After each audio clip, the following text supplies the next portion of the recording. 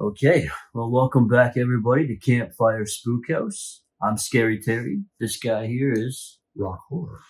And we are recording episode 19, which is Longlegs, written and directed by Osgood Perkins. Yeah. Produced by Dan Kagan, Brian Kavanaugh Jones, Nicolas Cage, Dave Kaplan, and Chris Ferguson.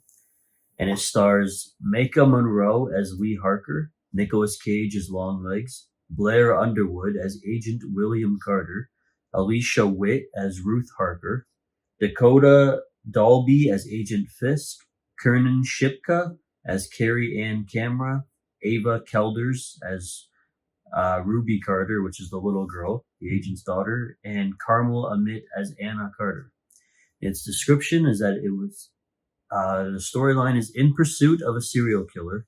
An FBI agent uncovers a series of occult clues that she must solve to end his terrifying killing spree. It was shot on a $10 million budget, and its box office return was $126.9 million. That's pretty damn good. Yeah, that is pretty good. Interesting film. Mm-hmm. Seemed to have created a lot of buzz when it was released last year in 2024. Oh, okay. And it also, at the same time, for creating a lot of buzz, it also sparked, it seemed, a lot of controversy as well.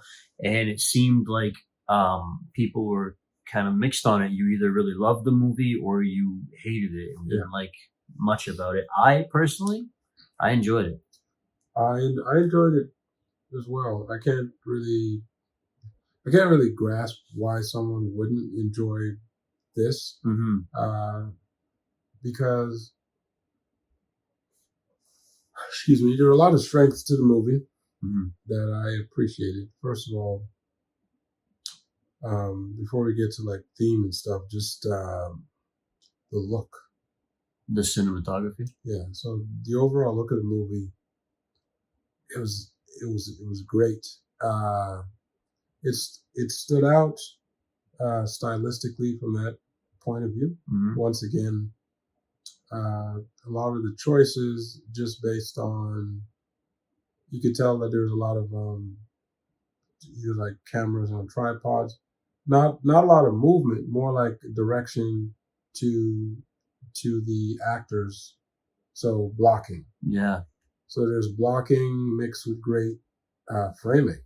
Yeah, a lot of wide shots too. Yeah, wide shots, close-ups, the contrast of the two. But like I said, the blocking of the actors in the scenes, and just great choices, cinematography, overall look. I appreciated that very much. That was kind of what helped for me. It helped draw me in. Mm-hmm. You had mentioned while we were watching the movie too that you believe that the director Osgood Perkins, he may have been influenced by Stanley Kubrick. Yeah. Based on the decisions that he made, like especially with cinematography, camera. Yeah, and just certain choices that you would see to kind of create a certain uneasiness. Mm-hmm. It is a very eerie film to watch, and there is a level of uneasiness, a great level of it actually when you are watching the film. There's a balance that you have to strike with that, because, like, the Longlegs character could also come across seeming a little, was like hokey, like more like a joke. It was kind of like when we were watching the original It, and you were mentioning that at times the Pennywise, at least from your perspective, watching it as a kid and now, seemed a little like almost comical. Yeah, a little excessive, kind of over the top, very cheesy. I find that it is very cheesy and corny when it comes to the scare tactics in it. And I said I was terrified as a child watching it, but as an adult now, I find it almost comical. Yeah, because it was the first time. Silly, really. Yeah, because it was the first time I saw it. I didn't get that. I got that once it was revealed that it was a spider. And I was like, oh, okay. Yeah, once you watch when you watch Bill Skarsgård as Pennywise, then you'll understand what I'm talking about, where I'm coming from. But I think it was balanced just well enough. Yeah, definitely a psychological horror. Now, when I watched it, like, this is my third time watching, because I saw it once in theaters, then I bought the Blu-ray, so that was my second time, and now this is the third time for me watching it. And I remember when I went to see it in theaters, I had no idea where the movie was going for the longest time. I was still very intrigued by it. But there was no way for me to be able to make predictions. Everything that sort of happened as it continued on always took me by surprise, especially the ending. The ending to the film, when it is revealed that the doll has everything to do with this cult and these murders, this possession. That I honestly wasn't seeing. She had mentioned earlier in the film, the agent Lee Harker had mentioned that she thought a doll might be involved, or maybe some kind of voodoo magic. But I still didn't. I thought that was just she's saying it as an idea, but it wasn't actually gonna happen that way until you discover later on that it actually did. But so what? Okay, so once they were kind of coming up with the overall story, what was happening, kind of how the murders were happening, the patterns, etc. I expected it to come full circle, because the only other family that we see is Agent Carter's family. And so to me, and then the whole time I'm like, when is her birthday? Like, when was she born? Because he doesn't really make a mention of that. Like, as he's saying all this information, it never occurs. He never says to the audience, "Oh, by the way, my daughter is also born on the 14th." Man. It's only ever revealed that Lee was born on the 14th. Like, once that came to pass, and then she visited her mother, I was like, her mom is helping the dude. Because just based on what she says, when she's questioning her about it, she says, "Well, you're allowed to grow up. You're an adult because you were allowed to grow up." And there was the flashback family that they kind of went back to about like introducing the doll, when the mother had started, like, she made that agreement to save her daughter, protect her, that she would go and submit this doll into people's homes, and then all these families would kill themselves. So it touched on that a little bit. So I wasn't sure whether it was some kind of possession that happened to why the dads would just start killing people. Like, I thought it was either possession or someone else. And then when it was, once I heard the mom talk, then I was like, okay, it's definitely the mom. I didn't expect it to be both. I didn't expect it to be the mom bringing the doll that then creates that. And they wouldn't have introduced Agent Carter's family. Like, he wouldn't have invited Lee to come into his home to meet his wife and daughter, unless they were going to play a big role later on into the film. That being the family that was targeted in the end. So it's like, well, can't you come to my birthday party? In the beginning, it just seems like, okay, like there's you don't think anything of it, really. Well, because it's this type of movie, excuse me, you think something of it, but I didn't think that. Same. It's I was like, we're going to definitely see this family again. We're going to revisit this birthday party. But like I said, when I found out about the mom and we're finding out more information, then I'm like, oh man. And then once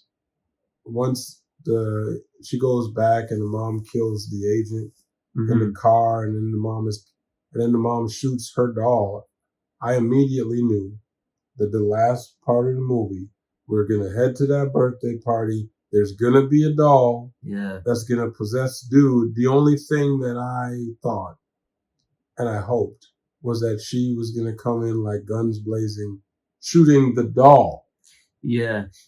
I was hoping for that. Because the last scene there that we were watching, you kept saying out loud to shoot the doll in the head. Yeah. Which they didn't do. No. I actually didn't like.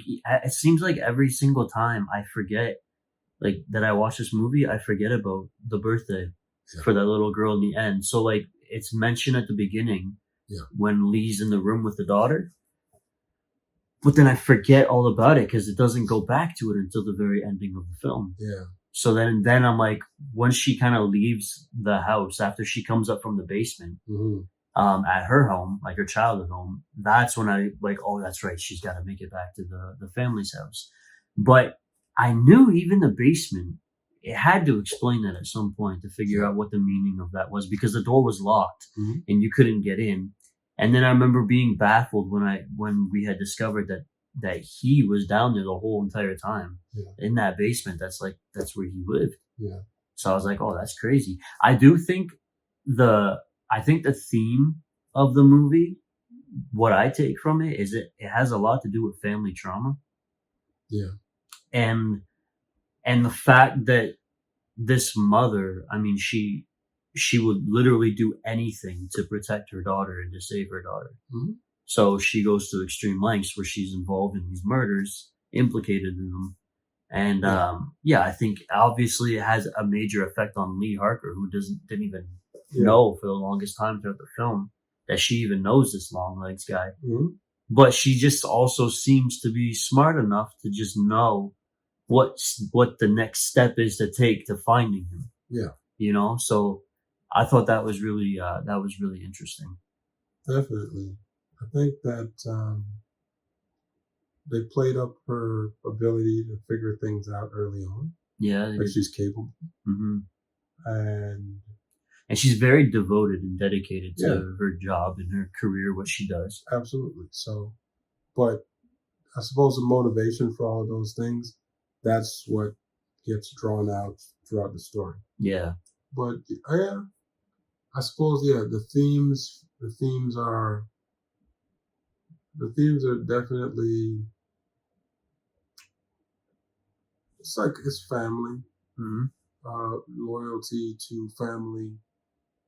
Like kind of like frailty, like the episode before we did. Loyalty to families, similar themes, like possession, the occult, like all of that sort of stuff. And kind of her having it was her mission to kind of end all of those things. It just wasn't as explicit as in frailty. Yeah, true. So she's discovering it as the audience is discovering it. Yeah. And we touched on cinematography and camera, but how did you feel about the audio and Foley? It's another great one. Like I have to say that better than solid all the way around. I really enjoyed the cinematography in this one. Sound was no different. The music, once again, appropriately placed. Yeah. It's not anything excessive. It's appropriate for the film, not anything exceptionally memorable that you're going to be going around humming something to yourself or anything like that. Well, it's like they seemed attached Osgood Perkins to the band T-Rex in the 70s because they played a few songs. Okay, so when it so those songs like stuck out to me. Those songs stuck out, but I suppose I associated those songs to transitions. So because I associated them to the transitions, it never registered to me in the same way with once the plot gets started again. I also feel like that music kind of stands out more than the score of the film did to me. I mean, you know. Well, once again, when it's appropriate, when everything fits, it's harder to notice. Yeah. So because that music is more catchy, more like top 100 sort of music, it pops out. Yeah. So we talked about camera, cinematography, audio. We talked about music. Yeah. What about performances, though? I mean, we gotta talk about that because. So great performances. Once I saw the people who were going to be in it, I kind of expected good performances. Mm-hmm. So I'm a Nicolas Cage fan, even when he's, some people aren't. I love the guy. Even when he's kind of going overboard, I Mm-hmm. still am a Nicolas Cage fan. So I think I enjoyed him in this role for what it was. I think it fits. I don't think he was miscast. I was just gonna say, I don't feel like Nicolas Cage is going over the top in this. I feel like he was being appropriate for the mentality of the character that he was playing. Absolutely. So yeah, it was one of the reason why I appreciated it is because I could get into him being Longlegs as opposed to, that's Nicolas Cage. I also, when I saw it in theaters, I kind of he made me think of Heath Ledger from The Dark Knight, the Joker, because he just has like he gives such a mesmerizing performance in this, and when you see him on screen, you really appreciate the seconds or minutes that you see him, and you're intrigued by this performance that you don't every time he pops on, like your attention is full span into him. Like I also appreciate that. I also appreciate the limit. Like he wasn't in the movie so much. Exactly. Yeah. Although it's the Longlegs movie, he's not in the movie all the time. Yeah. I appreciated that, the kind of sparing amounts that he was in the movie. He was impactful, but never to the point where it was like this overbearing amount of, because with that sort of character, you're always at the risk of you're expecting to be a bit, but too much. Yeah. Yeah. What about Maika Monroe's performance, the main girl, Lee Harker? I really enjoyed her performance. I think early on when I was saying is that it's hard to portray those little kind of subtle, awkward things. The moments, my favorite moments are the moments that she had with Carter's daughter. Mm-hmm. The little actress, because you realize that they are pretty similar. Mm-hmm. They're kind of playing off of each other. They're both awkward, quiet, not shy or anything, but definitely awkward and quiet. Yeah. I always felt with her performance too as Lee Harker. Mm-hmm. It's like she doesn't really give a lot. Like it's all body more than it is actually, dialogue or saying anything. But I also feel like she's got a lot going on mentally. Yes. And the sake of the doll, with the perspective of that, and I feel like it's almost like she's been not in control, but she's been controlled. Yes. Since all of this happened in 1974. Well, like a doll kind of thing, and like a possessed doll. And that is absolutely it. See, because I was thinking when I first met her character, I was thinking autism. Right. But as soon as that her doll's brain gets shot open, her everything changed. Her body language, her body language, so much more emotion. Yeah, it's like she was freed. Yeah, and just that subtlety in the performance, I thought was really great. So much more emotion. Right. Whereas, maybe she's breathing hard, but when she was going after people with a gun prior, but this time around, it was more, and once again, not over the top. Yeah. But appropriate. I think she did a great job. I think Blair Underwood did a great job as well. His performance is also worthy, and it needs to be mentioned because I think Maika Monroe, Nicolas Cage, and Blair Underwood are the three top performances in the film. They definitely stick out. Yeah. And in the case with him, it was also impressive to see he's a kind of measured and at times stoic person, and then once he's possessed, like even when he reaches the door and he's smiling, that is, it's kind of out of character. Even when in his daughter's birthday, there was something off about the smile. Yeah. He gave the right kind of smile. Like, these are great actors. Yeah. He doesn't give the same smile he would have given if he wasn't possessed. Yeah. he's basically letting the audience know right away before it's revealed that the doll is there. Yeah. That we're already we're in the end game now. It was and it was all like the smile was very welcoming to Lee Harker, but not in a welcoming way as like, oh, it's so good to see you, but more like you're gonna miss the show. Like, come on in, you know. And it's like that was really well done. Exactly. And it's only in a smile. That's why I said I really appreciate these performances. I'm starting to appreciate the dynamic performances that could come from these sorts of movies. Yeah, especially the psychological ones, I should say. Yeah.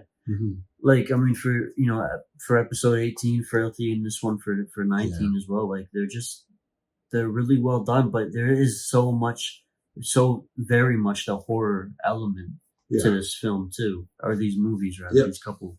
I think the performances were really good. There's not, I would say, a lot that I would say is wrong about it, because you know how typically when you watch a horror movie, there's always like a main character that would do something or make a decision that we've talked about before that we could never relate to. Yes. I don't feel that way about Lee Harker at all in this film. No. Number one, she was essentially like possessed, had a certain level of amnesia. Yeah. She was just kind of existing this whole time. So you can't blame her if she's been controlled and possessed. Exactly. She's just living her life, right? Yep. And then she just stumbles upon all of these sorts of things. So yeah, there's nothing that you could blame there. For me, I can't give it a perfect rating. And my reasoning is, despite that I don't see a lot of flaws with the film, I do just think it's just a very bizarre film. And it's not, I don't see it as something like a classic like The Shining or Psycho where you could rewatch it several times because of how great it is. This is, Longlegs is kind of just a movie like you can watch like here and there, for me anyways, but it's not something like I would want to consistently revisit over and over again. So I think that this is a movie that can be rewatched. I think that this is one of those movies that are probably, if you're into these types of movies, this is a movie that you could probably watch a bunch of times.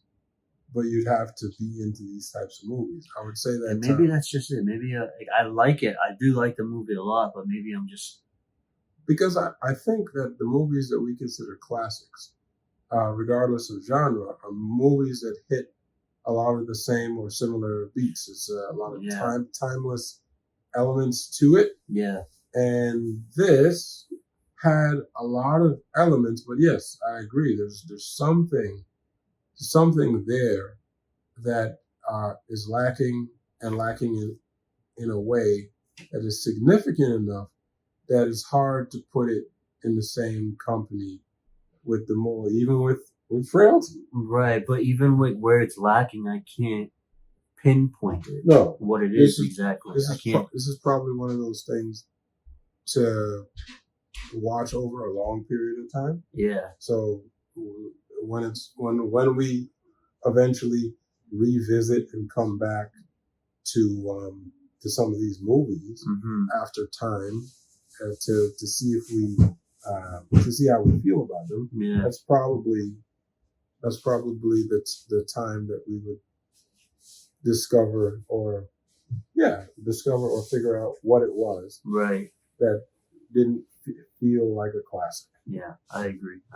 Yeah, like I think for me, out of a total of 5 jump scares, I'm confident with giving Longlegs a total of 4. And I feel good about that. Okay. Yeah. So, Longlegs. Yeah. I think that when I think of Longlegs, I think of spiders. It's true. And we didn't see any. We saw snakes. Yes. Which was I still don't understand what the snakes mean. I don't understand the snakes. We're not going to talk about that then. But I think for me, it was higher than that. Okay. It's not just definitely not a 5. Mm-hmm. It's not even 4.5. So how about we combine 2 4s to create an 8? So that would be 4.4. Okay. 4.4. Interesting. Because there was too many good elements for me to say that it's a 4. I could, in the revision at a later date, if I look at it again, I could change my mind. But for now, it's a 4.4 for me because there was enough elements that it was knocking on the door of like a classic cinema. It definitely fell short. Yeah. But I don't know if it fell short a whole jump scare. Right. Okay. Yeah. Okay. Well, 4.4 jump scares from you and 4 jump scares from me out of 5. Let us know what you guys think. Don't forget to like and subscribe to our channel. Comment below. Let us know what you think of Longlegs and what your rating would be. Also, if you find a chance to, please let us know what your favorite horror movies are. And we will make sure to make a review video for you and let you know how we felt about that film and give a shout out to you. Do not forget to tune in next time because for episode 20, we're going to be reviewing Dr. Sleep, the sequel to The Shining, starring Ewan McGregor as an adult version of Danny Torrance. So you're not going to want to miss that. And until then, I'm Scary Terry. I'm Rock Horror. And we are Campfire Spookhouse, where we scare ourselves awake. We'll see you next time.